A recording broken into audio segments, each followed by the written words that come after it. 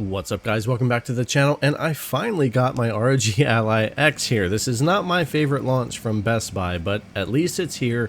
I've been checking it out, and actually it's been a lot of fun, a lot of surprising stuff here for me with the ROG Ally X. I'm going to have much more in-depth review videos and comparisons to the OG Ally here in the future. The next couple of videos coming up, we'll do all of that, but this is going to be more of a quick unboxing, and first impressions is just kind of my first 24 to 48 hours with the device. Now, the first thing I want to do is that quick unboxing for those of you curious, and it's very much like your OG Ally. There's not a lot to get into here. It's a black box that says ROG Ally X instead of ROG Ally, and it's all sealed up and good to go. The one good thing is at least my UPS delivery was good, and the boxes weren't completely smashed this time. No, we did have a little bit of dents here and there, but anyways, cracking this thing open, we get the lid off of here, and just like the OG Ally, we've got the stand up here, but it's actually two-piece or two stands. I've been using this as two different stands on two different desks and just putting it in the middle, but I've seen people put one on each side of the Ally as well. Now, once we get this opened up, you'll see the typical plug in before you turn it on type thing, and then we'll be able to get the actual device out of here. And we'll set him to the side for the moment and check out what else we have in the box. So not much. We've got our adapter here for charging up the Ally.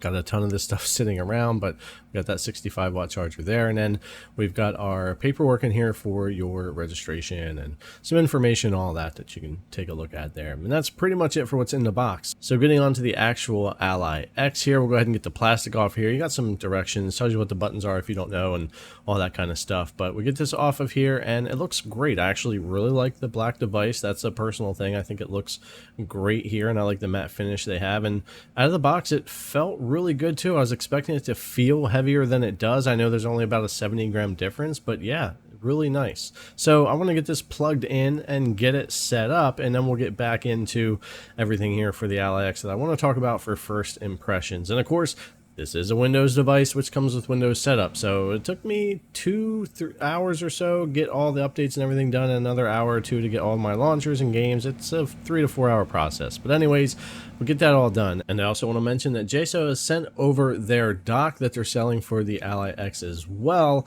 And I'll be doing probably, I don't know if it'll be a dedicated review or if I'll just have this in some other Ally X videos, but I'll definitely be talking about this dock some more. I really appreciate them sending this over for me to check out. So we'll definitely feature it some more in some other videos, and I'll put a link in the description if you're interested in grabbing this up. You want to help out the channel, you can go do that as well. But yeah, a decent enough two-piece dock that you could use by itself or together here for the Ally X.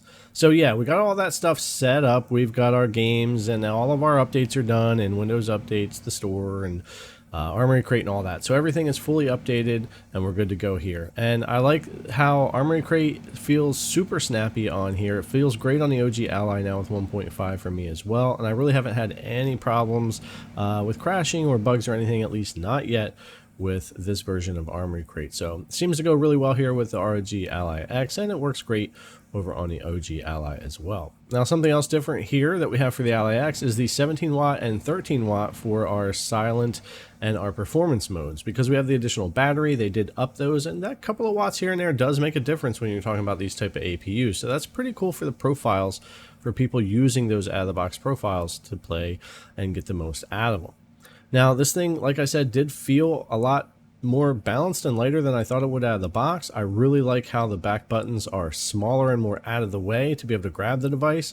I have fairly large hands when it comes to like playing on these handhelds, and I really need some space. And the other Ally always felt a little flat to me, and those buttons were always kind of in my way.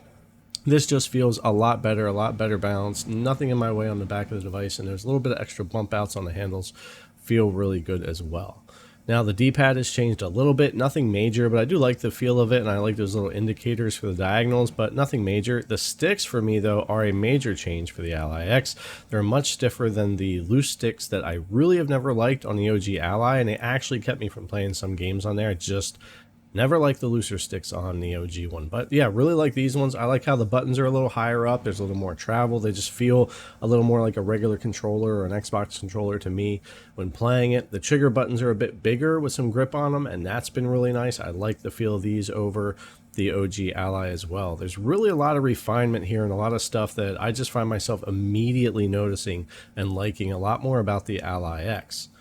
Now, there's going to be a lot of stuff to talk about when it comes to this device, pricing and, you know, full review comparing to the OG Ally and all that. I'm definitely going to do all that more and talk about all those things in the future videos for the review and the comparison. But for this first impressions, I think this pretty much is handling what we want to take a look at, getting this thing out of the box, set up, and seeing how it feels. Now, one thing I do like as well, I've been asking forever, for a couple of years now, for more RAM, 24 gigs specifically on these devices, so we can have 8 gigs of VRAM and 16 system. This comes default set to 8G, so that's something I really like and appreciate, and someone just taking this right out of the box is going to be set that way as far as I can tell. So 8 gigs, which is more than you'll probably need in most games, but it will work fine with overhead. You could always switch it to 6, and plenty of system RAM still that way with the 24 gigs. This is a good balance of not going all the way up to 32 gigs, a little less money, and I have been asking for this in handhelds. I'm super happy to see it here in the X. Now, comparing it a little bit to the OG Ally, again, I'm going to do a much more in-depth comparison video pretty soon, but just as a first impression looking at this, it reminds me of what Valve did here with the Steam Deck, of just taking everything that was great about the deck and really refining it and making it a better experience. And that's how I feel about the Ally X, at least so far. It feels like a more refined Windows handheld. It feels like it was something where they were able to really sit down and make all the improvements off of the base Ally to make it an overall nicer experience. This isn't just one feature on here that makes it much better, in my opinion, than the OG Ally, but all of the little things put together, just like that Steam Deck OLED, do make for an overall better experience. For me, this is much more comfortable to hold. The sticks are way more usable with the tension for me.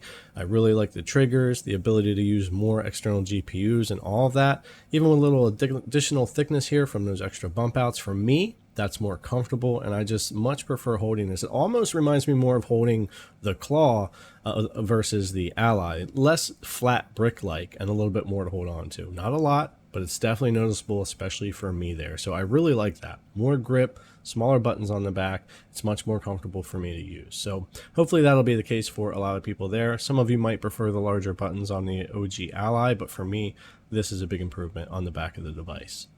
Now, of course, I'll be doing, like I said, more comparisons to the OG Ally for game performance and a bunch of other stuff, battery and all of that.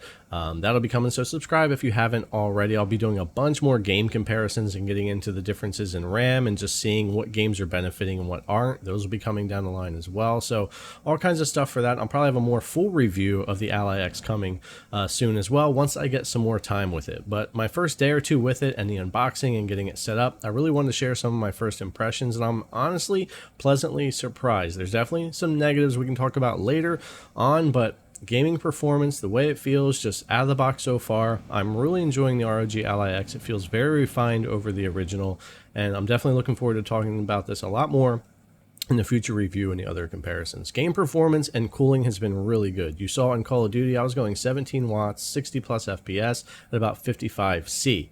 At boosting 30 here, we were around 70, and then at 25 watts, we stabilized at about 67 to 68 C. It was really stable in the cooling, so I think they've done a good job there. But again, I have to jump into a lot more games and do a lot more comparing and all that kind of stuff here as well. But pleasantly surprised, at least so far. And a lot of these games really like to eat RAM, which is why I've been saying over and over again, I want a device that's 24 gigabytes, because so many games will eat more than we really think. And when you set 4 to 6 on a 16 gig system, you can choke some of these games out and cause some of that stuttering and issues that we have. And I think a lot of that will be solved in games that do need that with this Ally X and with the additional RAM. Hopefully future handhelds stick with 24 as a minimum going forward, because these games do need the space to run.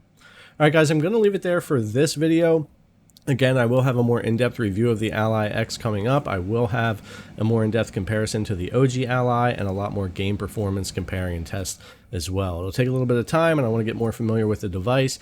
But yeah, this has been really fun. It's been great to use so far. I really like the feel of it over the original. I think they've done a great job, at least from what I can tell to this point. All right, guys, thanks a lot for coming and check out the video. As always, I really appreciate it, and I'll see you in the next one.